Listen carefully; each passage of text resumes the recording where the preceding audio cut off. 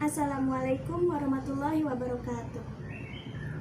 Yang terhormat Bapak Zulida Aprilianto, Sarjana Keperawatan, Nurse, Certified Hypnotherapist, Magister Pendidikan, serta rekan-rekan mahasiswa sekalian yang saya cintai.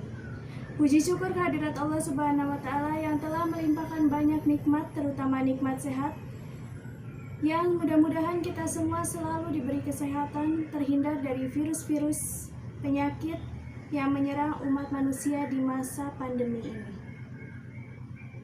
Sholawat serta salam semoga tetap tercurah limpahkan kepada junjungan Nabi Agung Muhammad SAW beserta keluarga, sahabat, dan para penerus risalahnya hingga yaumil akhir.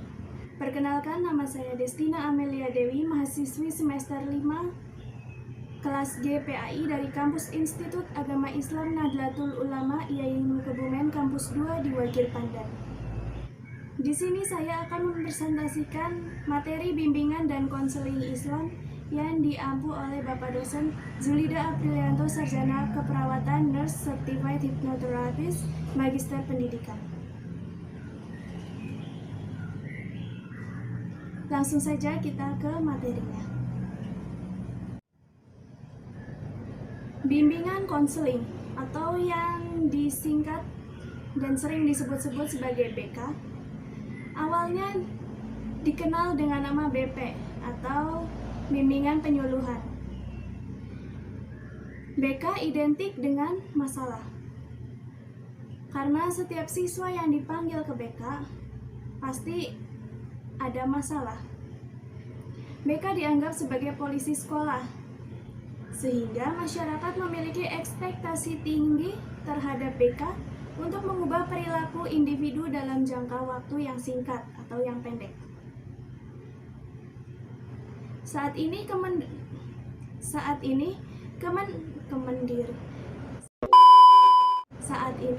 kemandirian dan pencapaian tugas perkembangan individu menjadi fokus layanan BK atau bimbingan konseling. Pentingnya BK yaitu sebagai tantangan dan kompleksitas zaman, latar belakang sosio-budaya, psikologis, dan sebagainya. BK sebagai sahabat yang dapat membantu individu menghadapi masalahnya.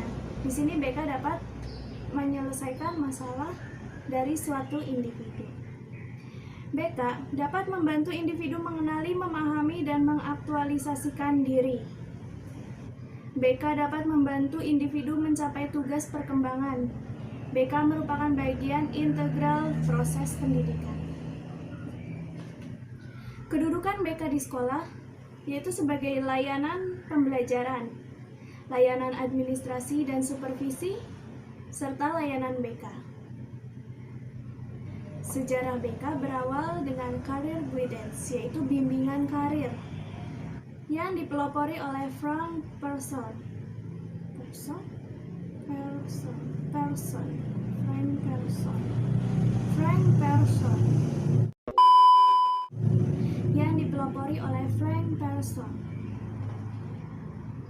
Selanjutnya, BK berkembang sesuai kebutuhan, tidak hanya bimbingan karir, tapi juga meluas sampai ranah pendidikan.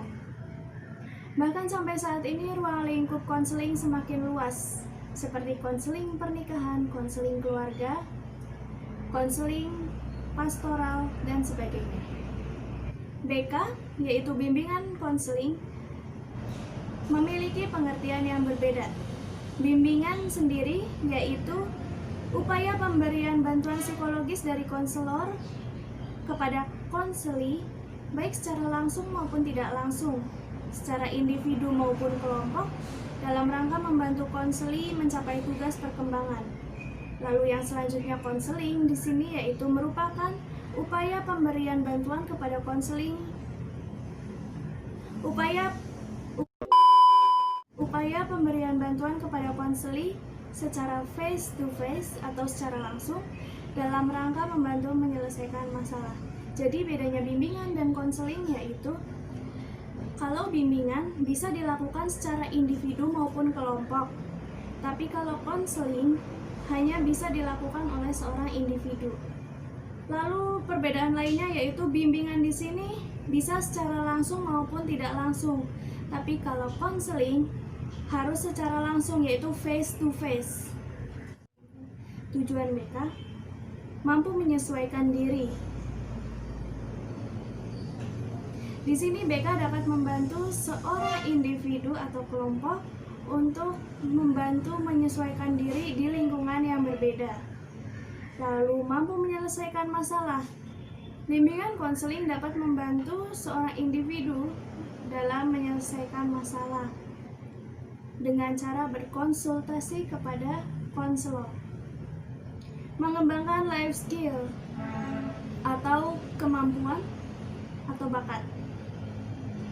Mengembangkan sifat positif, memiliki rasa tanggung jawab, merencanakan masa depan, mampu mencapai tugas perkembangan, mampu meraih life welfare, yaitu kesejahteraan. Fungsi BK di sini yaitu sebagai pemahaman, pencegahan, untuk mencegah individu melakukan hal yang negatif. Lalu yang ketiga, penyembuhan atau perbaikan, yaitu untuk menanggulangi penyembuhan, untuk mengobati individu yang sudah terjerumus ke hal yang negatif supaya bersih kembali atau menjadi individu yang lebih baik lagi. Lalu yang terakhir, pemeliharaan dan pengembangan. Bidang bimbingan konseling yaitu yang pertama ada pribadi. Bimbingan konseling bisa menyelesaikan masalah pribadi yang berkaitan dengan diri sendiri, misalkan tidak bisa menyesuaikan diri di lingkungan baru. Lalu bidang BK selanjutnya yaitu sosial. Sosial yaitu yang berkaitan dengan orang lain. Misalnya, sulit untuk bersosialisasi atau berteman dengan orang lain. Lalu yang ketiga, pendidikan. Bimbingan konseling di bidang pendidikan misalnya saja memberi penyuluhan kepada peserta didik tentang sesuatu yang berkaitan dengan pendidikan. Lalu yang terakhir, karir. Prinsip-prinsip BK yaitu yang pertama, BK diperuntukkan untuk semua. BK di sini diperuntukkan untuk semua orang, semua kalangan, baik anak-anak, remaja, dewasa ataupun orang tua. Bimbingan merupakan proses yang menyatu dalam semua kegiatan pendidikan. Bimbingan harus berpusat pada anak yang dibimbing. Kegiatan bimbingan mencakup seluruh kemampuan perkembangan individu. Layanan bimbingan harus diberikan secara berkelanjutan. Harus dijaga kerahasiaan data tentang anak yang dibimbing. Jangan diumbar-umbar rahasianya. Hendaknya pandai-pandai menggunakan berbagai pendekatan yang tepat sesuai dengan pribadi anak yang dibimbing. Semua anak-anak berbeda, jadi cara pendekatannya juga berbeda-beda. Maka dari itu, konselor harus pandai-pandainya menggunakan berbagai pendekatan. Sebaiknya bekerja sama dengan lembaga-lembaga lain yang berhubungan dengan layanan bimbingan dan konseling. Jadi bimbingan konseling tidak berdiri sendiri, tapi harus bekerja sama dengan lembaga-lembaga lain. Misalnya saja ada peserta didik yang tersangkut kasus narkoba, maka guru BK seharusnya melaporkan kepada pihak yang berwenang atau berwajib. Asas-asas BK yaitu yang pertama, kerahasiaan. Sebagai konselor hendaknya menjaga kerahasiaan dari konseling. Lalu yang kedua, keterbukaan. Segala hal permasalahan seharusnya diceritakan kepada konselor supaya konselor dapat menangani masalah tersebut dengan baik. Lalu yang ketiga, kesukarelaan. Klien atau konseli datang ke konselor secara sukarela, tidak ada paksaan dari siapapun. Kekinian. Masalah yang seharusnya dikonselingkan seharusnya masalah yang terkini, jangan masalah yang sudah lama, bertahun-tahun yang lalu, jangan. Kecuali masalah yang bertahun-tahun lalu itu kembali terjadi di masa kini. Lalu yang selanjutnya kemandirian,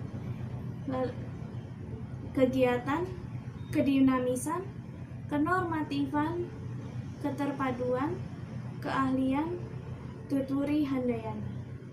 Landasan BK yaitu filosofis, religius, psikologis, sosial budaya, ilmiah dan teknologis, serta pedagogis. Ruang lingkup BK terbagi menjadi dua, yaitu yang pertama di sekolah. Adanya BK di sekolah yaitu untuk membantu peserta didik menangani masalah yang ada. Selain itu, BK di sekolah juga untuk memberikan penyuluhan atau pengetahuan tentang hal-hal yang seharusnya tidak dilakukan oleh peserta didik. Misalkan saja, jangan sekali-kalinya menggunakan narkoba. Lalu yang kedua yaitu luar sekolah. BK di luar sekolah yaitu di keluarga. Permasalahan-permasalahan keluarga yang terjadi di dalam keluarga bisa diselesaikan oleh BK atau bimbingan konseling. Jenis layanan bimbingan konseling yaitu yang pertama orientasi, lalu yang kedua informasi, penempatan dan penyaluran, bimbingan belajar, bimbingan individual, bimbingan dan konseling kelompok, lalu yang terakhir kegiatan penunjang. Kegiatan penunjang ini misalnya saja les atau kursus untuk mengembangkan bakat dari konseli, atau kalau di dunia pendidikan yaitu bakat atau kemampuan peserta didik. Metode pengumpulan data. Yang pertama yaitu dengan observasi, yaitu dengan meneliti dengan cara menggunakan anecdotal record, checklist, catatan berkala, rating scale, dan sebagainya. Lalu yang kedua wawancara. Wawancara antara konseli dan konselor. Konselor bertanya kepada konseli. Lalu yang ketiga kuesioner atau angket. Kuesioner ini adalah berupa pertanyaan atau pernyataan yang jawabannya dijawab sesuai dengan hati nurani konseli atau sesuai seperti yang dilakukan oleh konseli. Lalu yang selanjutnya sosiometri.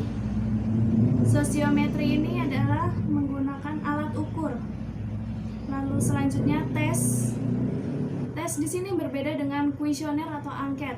Kalau kuesioner atau angket tadi yaitu pertanyaan yang jawabannya sesuai dengan yang dilakukan atau keseharian dari konseli. Tapi kalau tes di sini yaitu jawabannya sudah pasti. Misalkan 1 ditambah 1 jawabannya 2. Lalu yang terakhir studi kasus. Lalu permasalahan apa yang ditangani BK? Yaitu di sini ada masalah pribadi, masalah pribadi di sini yaitu masalah yang menyangkut tentang diri sendiri. Misalkan sulit menyesuaikan diri di lingkungan baru. Lalu yang selanjutnya masalah sosial, yaitu masalah yang berkaitan dengan masyarakat atau orang lain. Selanjutnya masalah belajar, yaitu BK menangani masalah yang berkaitan dengan orang-orang yang kesulitan belajar. Lalu yang terakhir masalah karir, bagaimana pekerjaan yang seharusnya dia ambil, bagaimana kelanjutan hidupnya setelah lulus. Di sini itu contohnya. Lalu langkah penyelesaian masalah. Langkah penyelesaian masalah yang pertama, identifikasi. Identifikasi yaitu untuk mengumpulkan info, untuk mengumpulkan data dari konseli. Lalu yang kedua, diagnosis. Setelah ditemukan data, info atau permasalahannya, barulah didiagnosis, dinyatakan. Jadi ini masalahnya. Lalu yang ketiga, prognosis. Prognosis yaitu prediksi.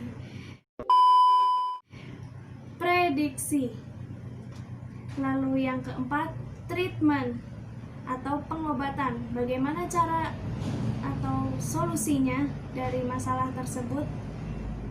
Lalu yang terakhir, evaluasi dan tindak lanjut. Dievaluasi apakah solusi ini sudah tepat atau belum. Kalau sudah tepat, yaitu ditindaklanjuti bagaimana kelanjutan untuk kedepannya. Kalau masih belum berhasil, maka harus diprediksi lagi, didiagnosis lagi dari awal sebenarnya apa yang menjadi permasalahan tersebut. Sekian presentasi dari saya. Terima kasih atas perhatian dari audiens dan mohon maaf atas kesalahan dan kekurangan dari saya. Semoga bermanfaat. Wabillahi taufiq wal hidayah. Wassalamualaikum warahmatullahi wabarakatuh.